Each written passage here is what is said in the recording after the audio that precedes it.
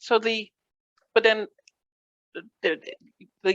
so Jazz had to sign, or you wouldn't come out as a group. That's what we were told. Like if everybody don't sign it, then But it sounds very similar to Guy. Timmy Gatlin didn't sign, and he was forced out by Gene because the others were like, "We've signed, you need to sign." I watched that one too. Yep. Shout out to him too, man. Like I'm a big fan of his work. Like I'm a big fan of the songs that he's written and stuff like that, and his character from what I see on the interviews and stuff like that. Yeah, because he was saying it that because he didn't sign, and he says, "No, I'm not going to sign this." Then they pushed him out, and everyone else had signed, and they didn't realize. So, but for you guys, but I also have to. Most of the people who watch will sympathize with the fact that you've been given an opportunity to be signed on Island Def Jam or a record label, a video, and they're saying sign here because we need to get you going. And Tabitha from Cut Close, she said that the lawyers they bring, even Don Robinson, they said the lawyers work, the lawyers work for the labels because the labels are always going to give them business, so they're not going to. No, our lawyer actually told us those exact words. Our lawyer told us one time. He said, "Look, I told you he was 50-50 partners with Prince. Yeah. And he said, if y'all call me at 3 o'clock in the morning and y'all got an issue." And this was at the time that Prince was called the artist. He said, and the artist called me at 4. Who you think I'm gonna work on? Who you think I'm gonna stop working on these stuff and work on this? And then one time he said, I'm gonna help you guys, but I'm not gonna help you guys to the point where it pisses off Def Jam, because it's always gonna be a Def Jam. Like y'all good right now, but it's always gonna be a Def Jam. So I'm not gonna help y'all to the point where it hurts my business at Def Jam. So that is very, very much a fact. Wow. How did it affect? Because your album's about to, your singles are dropping. You realize you've sold given away your publishing. How does that then affect the relationship? Because I'm sure you would have thought, Nokio, we thought you had our back. How did that affect the relationship at that stage? And even Jazz having to be forced to sign, was it bittersweet having a big record and yet knowing that you're not making any of the money? It took a while to hit, because, and I can't say what any of the other guys, how any of the rest of them felt about it, but like took a while to hit because like for number one, when you're famous and you like everybody knows you, you don't really need so much money, because like it's so much stuff that people would just give you. Like you can walk in the mall and somebody, like if you take a picture or you sign this wall right here and let everybody know you come in here, you can take one of whatever you want in the store. Wow. You know what I'm saying? Jewelry, clothes, anything you want. So you don't really need it. Don't hit you until when it's not like that anymore. You're not famous anymore. Then you try to go in there and get some stuff and you realize that you ain't gonna get it just off your name, ain't gonna get it no more. Then that's when you go looking for your money. And then you realize that you don't have really. And that's when that really hits you. So like initially it wasn't even for me, it wasn't even a thought, because I could get anything I wanted. And I pretty much call myself a minimalist. Like I've never been a person that wanted anything too big or too grandiose, like, so the little stuff I wanted, the little money that we was making, I could afford, like a little chain here and there, fresh clothes and, like stuff like that. But the fact that as far as like real money, I always used to say it was like the equivalent of you going to your regular 9-to-5 job and then you get into a bus accident, like you aren't riding the bus get into an accident, and then everybody get a settlement, and then you can buy yourself something nice with the settlement. What happened with us is that the label, there was a discrepancy. I don't know if you saw the unsung that was done on the group, but it was a disagreement between the label and our group, and during that altercation, it got physical, and some of the representation from the record label ended up physically fighting some of our management and representation or whatever. So as a result of that, we all went to court and we got a settlement. And with that settlement is where people bought cars and stuff like that with. And it wasn't still cool because it was all the money that was made was recoupable. back against the group. Like what our lawyers got paid, what our management got paid, and what we got paid was all recoupable back to the groups what we owed for the recording budget and stuff like that. So that was our money that everybody got a piece of. And we Wow. got the least of it. We got a little teeny bit. Other people that was involved got millions. So we ain't, none of us got, well, I know I didn't get millions. Maybe a Yeah. couple of 100,000, but not nothing, no real, not compared to what other people got. You know? Yeah, it's even yeah, it's always hard to hear this, and especially because the label would say we're investing in you. We're Right. taking the risk. We're getting the studios. We're getting the producers. We're doing the videos. So we're spending Mhm. a lot of money. And back then, videos were like a million, especially if you got Hype Williams, £1 million Yeah. a video. So that's a lot of outlay. So they're thinking, we're putting up this. I'm taking the risk. If it Mhm. hits, great. Your first Right. album, if it goes gold platinum, it would generate maybe 16 million. But we've already Mhm. spent, if we did 5 videos on average, maybe 8 million, and then promotion Right. and stuff. So it's I can see how the first album doesn't really make, even though it goes platinum, they put Mhm. a lot of cost in it. The second Right. album does double platinum, okay, 30, 40 million. But then your videos are becoming a lot more expensive as well after that. So I can Right. see where, as unless you're doing 10 million albums or so, like a TLC, that's when you can start to Right. say, okay, something's going wrong here. Um, in the midst of all this, was the touring. Did your managers say, look, man, where you really get the money is you get some hits, you tour, and that's what comes into your pocket. That we ain't even make money off of that. And I'll tell you why. It's something called tour support. That whereas though the label pays for certain things or whatever on tour so the artist can pocket the money.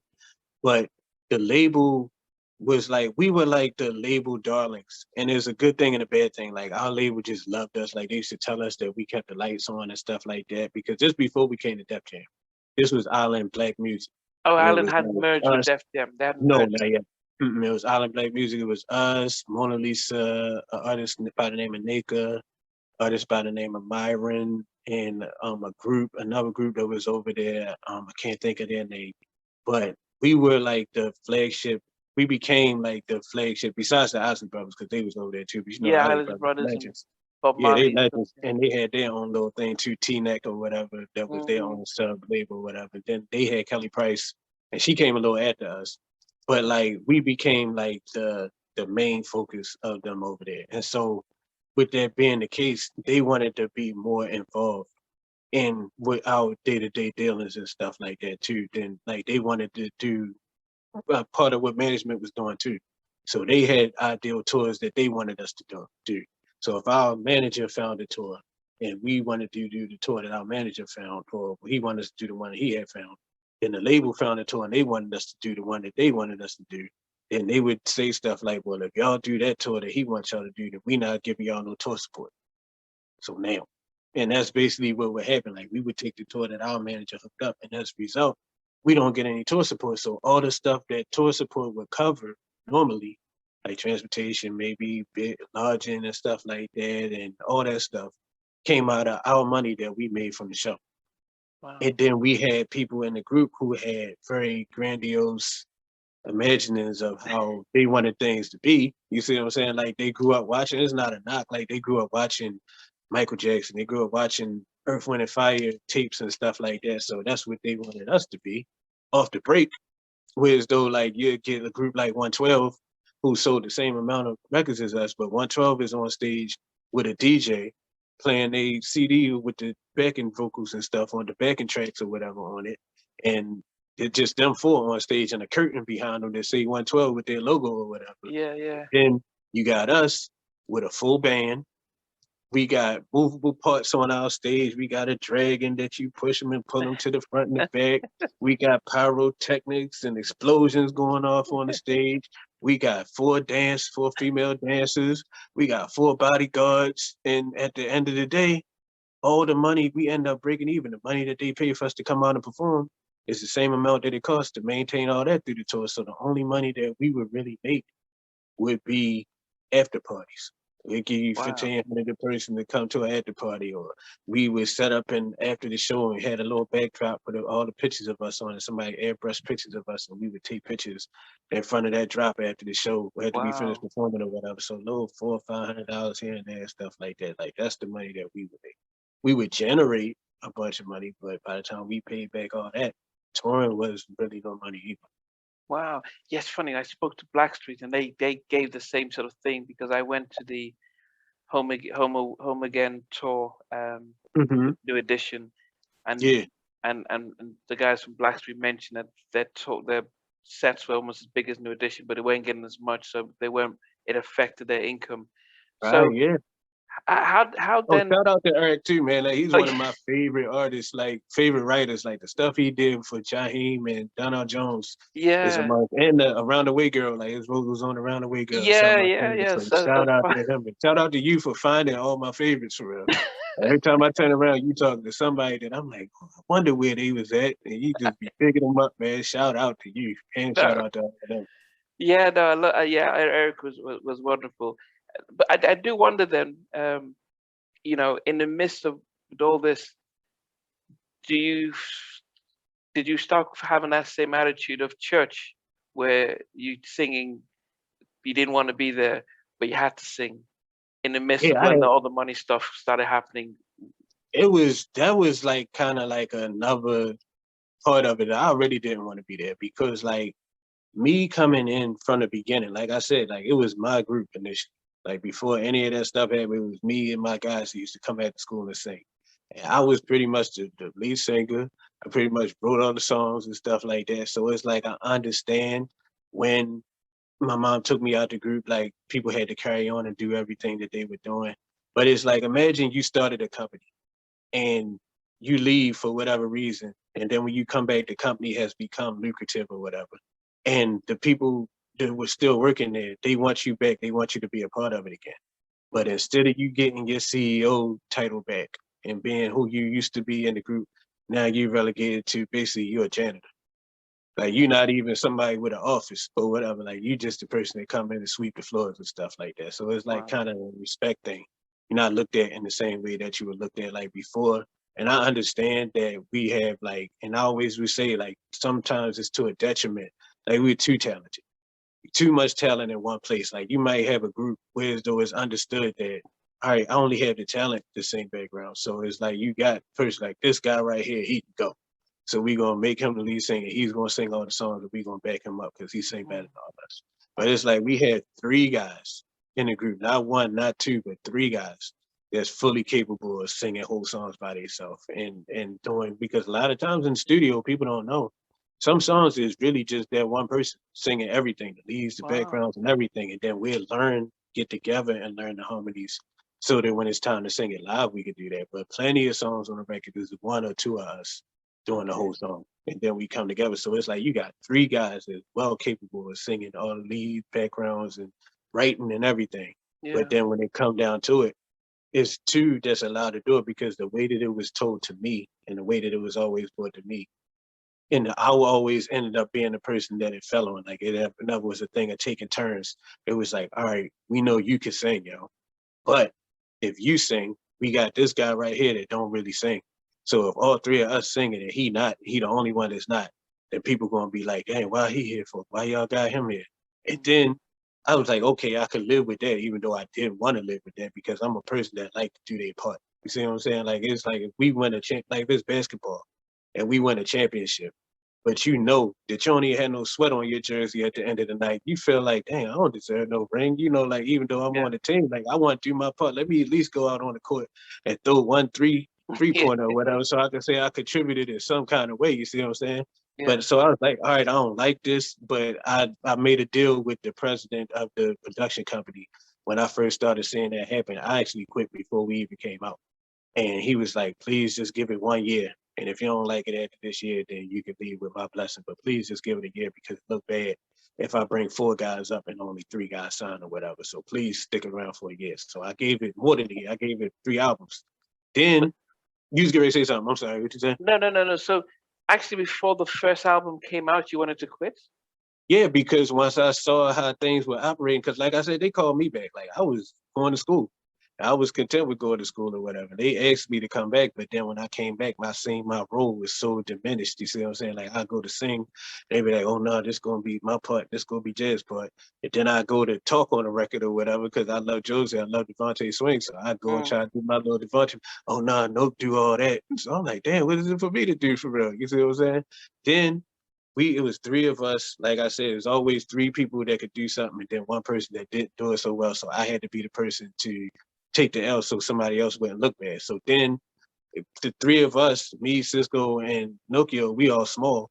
And then Jazz was a little heavier than the rest of us. So they was like, well, everybody can't take their shirt off because if everybody takes their shirt off, then it's gonna make Jazz look bad. So we need you to keep your shirt on with Jazz.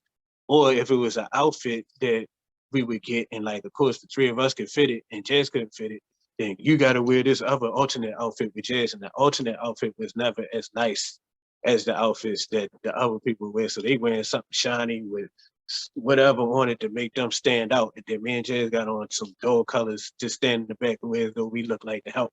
You see what I'm saying? And then it Yeah. was something that I'm not good at. Like I'm not here to make it look like I'm good at everything and there's always everybody else. I can't dance.